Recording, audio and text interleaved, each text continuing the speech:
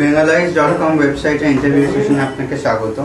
আপনার মা এবং ঠাকুমা দুজনেই, দিদিমা দুজনেই নামকরা অভিনেত্রী, তো আপনার অ্যাক্টিং করার ক্ষেত্রে কোনো কম্প্যারিজন চলে আসে? কম্প্যারিজন অফকোর্স চলে আসে, অ্যান্ড স্পেশালি দিদার সঙ্গে কম্প্যারিজন অনেক চলে আসতো ইনিশিয়ালি যখন আমি ফিল্ম ইন্ডাস্ট্রি জয়েন করেছি, কিন্তু বোধহয় চোখের বালির পর আর কয়েকটা অন্য সিনেমা করার পর ওই কম্প্যারিজনটা এখন লেস। কিন্তু আমি বলবো যে এখন কম্প্যারিজন আমাকে মানে দে ডোন্ট কম্পেয়ার মি দিদার সঙ্গে, বাট দে মানে আমি দিদার I am her granddaughter, তো that will always be there. যেরকম Abhishek Bachchan is Amitabh Bachchan son, no matter what. তো ওই ধরনের কম্প্যারিজন ইজ ফ্ল্যাটারিং এখন, ইটস নট আ বার্ডেন। আপনি ঋতুপর্ণা ঘোষের খুব কাছের লোক ছিলেন, তো উনি চলে যায় যে কাছের মহিলা ছিলেন, তো উনি চলে যায় যে শূন্যতার সৃষ্টি হয়েছে, সেটা কি পূরণ করা সম্ভব আপনার মনে হয়? মানে ট্রান্সলেট করে আমি কিছু বুঝলাম না। ঋতুপর্ণা ঘোষ চলে যায় যে ভয়েডটা তৈরি হয়েছে, সেই ভয়েডটা কি ফিল আপ করা সম্ভব? না, অফকোর্স ঋতুপর্ণ ঘোষ শুধু আমার ডিরেক্টর ছিলেন না, আমার অ্যাডভাইজার, আমার ফাদার ফিগারের মতো আমাকে অ্যাডভাইস দিতেন সব কিছুতে। আমি ওনাকে ফোন করতাম, উনি বাড়িতে আসতেন, উই ইউজড টু চ্যাট আ লট। তো অফকোর্স সব ছবিতে প্রায় আমাকে কাস্ট করতেন, তো ওইটা আমি মিস করবো definitely. No one else Rituparno ঘোষের প্লেসটা নিতে পারবে না, অ্যাটলিস্ট আমার লাইফে। আপনি নিজের দিদার সাথে সব থেকে কি বেশি মিল খুঁজে পান আর কি বেশি বেমিল আছে? বেমিল বোধহয় দিদা ইজ ভেরি স্ট্রং, আমি এত স্ট্রং না, শি ইজ ভেরি স্ট্রং উইলড। আর মিল সবাই বলে যে আমি দিদার মতন অনেকটা দেখতে। তারপর সিবলিং রাইভালরি কোনো প্রশ্ন ওঠে না? এটা সবসময় সবাই এই কোয়েশ্চেনটা জিজ্ঞেস করে, আমি জানি না কেন, কারণ আমি চাই যে আমার বোন সিনেমাতে কাজ করে rather than somebody else doing a film. তো আমি খুশি হব যদি আমার বোন সিনেমা করে আমার সঙ্গে, ইটস উইদিন দ্য ফ্যামিলি। আর আমরা এমনিতে সেম রোলস আমরা চুজ করি না, তো আমাদের প্রফেশন খুবই ডিফারেন্ট। আপনার স্টুডেন্ট লাইফ সম্বন্ধে যদি কিছু বলেন। স্টুডেন্ট লাইফ এত এনজয়েবল ছিল না, কিন্তু স্কুল যেতে একদম ভালো লাগতো না, কিন্তু এখন when I look back মনে হয় যে those are the best times। কোনো রেসপন্সিবিলিটি ছিল না, কিছু ছিল না।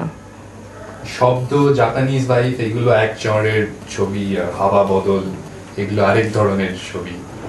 কোনটা করতে বেশি ভালো লাগে? আর কোনো কমেন্টস আছে আর্ট ফিল্ম কমার্শিয়াল? আমার মনে হয় যে যখন একটা আর্ট ফিল্ম মানে সাকসেসফুল হয়ে যায়, they say it's commercial success at the box office. তো সেরকম কোনো না, সেরকম কিছু মানে তফাৎ নেই between art and commercial. A film is a film, whether it does well or it doesn't do well. আর অফকোর্স অ্যাজ অ্যান অ্যাক্ট্রেস আমার মাও সবসময় বলেছে যে you should do all types of films to be an allrounder. এখন reality শোর যুগ, big বস জাতীয় কোনো রিয়েলিটি শোর অফার পেলে করবেন? না, এখন না, এখন আমি সিনেমা করছি, তো এখন না। না না, মা আর দিদিমার মধ্যে কে বেশি হেল্প এবং ইনফ্লুয়েন্স করে বিনয়? দিদা আমাদের প্রফেশন নিয়ে কোনো কথা বলে না, শি ইজ টোটালি মানে শি ইজ নট আমাদের শি ইজ নট ইন্টারেস্টেড। তো আজ a very grandmother grand daughter relationship. তো মা খুব হেল্প করে, মা does my styling, she gives me tips. Cinema দেখে আমাকে বলবে এই শটে এই করা উচিত ছিল। মা খুবই হেল্প করে, মা ইজ মাই বিগেস্ট ক্রিটিক, বাবাও ইনফ্যাক্ট। শোনা গেছে যে চোখের বালির সময় দিদিমার কিছু কস্টিউম ইউজ করা হয়েছিল, আর দিদিমা কিছু খুব এক্সাইটেড ছিলেন সেটা নিয়ে। এটা খুব ভুল ইনফরমেশন। দিদার কোনো কস্টিউম ইউজ করা হয়নি, আমি দিদার কস্টিউম পরি না, রেখে দিই, কিন্তু মার কস্টিউমস ইউজ করা হয়েছিল। bengalise.com এই যে প্রয়াস নিয়েছে টালিগঞ্জের কলাকৌশলীদের সম্বন্ধে একটা ডাটাবেস তৈরি করা, এটা সম্বন্ধে আপনার কোনো মতামত আছে? হ্যাঁ, খুবই ভালো যে ক্রিয়েটস আ প্ল্যাটফর্ম। সবাই মানে they'll get to know about the various talent here in Bengal. So I think this is a great platform for all people. আপনি তো বেঙ্গল ফিল্ম ইন্ডাস্ট্রিতে one of the most known faces, এটা কি কোনো অ্যাডেড রেসপন্সিবিলিটি দেয়? Added responsibility in the sense আমাকে ভালো ভালো ছবি করতে হবে, একটু চুজি হতে হবে, I can't do everything, and একটা ইমেজ তৈরি হয়ে গেছে, তো I have to be careful. Working in Hindi, staying in Bombay for a long time, and now coming back to Kolkata for more Bengali films. what is the difference between two industry, definitely professionally and otherwise? Well, আমি শুরু করেছি Hindi films দিয়ে। Godmother was my first film. তো I think Bombay is very accepting and they love Bengalis and they have a different respect for Bengal.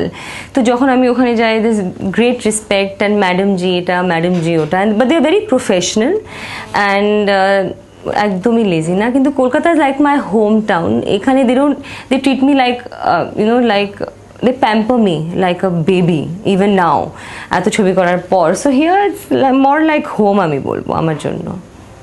এখানে কি খুব ভালো ছবির অফার পাওয়া যাচ্ছে, মানে যেটা বলা যায় যে লাইফ টাইম একটা কাজ, সেই রকম কোনো? আমি অনেক করেছি, I worked with some of the best directors এখানে, অপর্ণা সেন, ঋতুপর্ণ ঘোষ, কৌশিক গাঙ্গুলি। তো I worked with some of the best আমি বলবো কলকাতায়। আচ্ছা, কমার্শিয়াল ফিল্মের ডিবেটটা যদি আরেকবার ফিরে যাওয়া যায়, আপনার দিদার সময় তা এক অন্য ধরনের কমার্শিয়াল ফিল্ম হতো।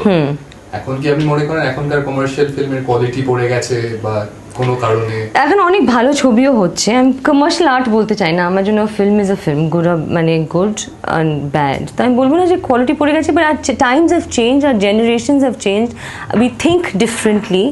তো that's why the films have change according to the audience's test.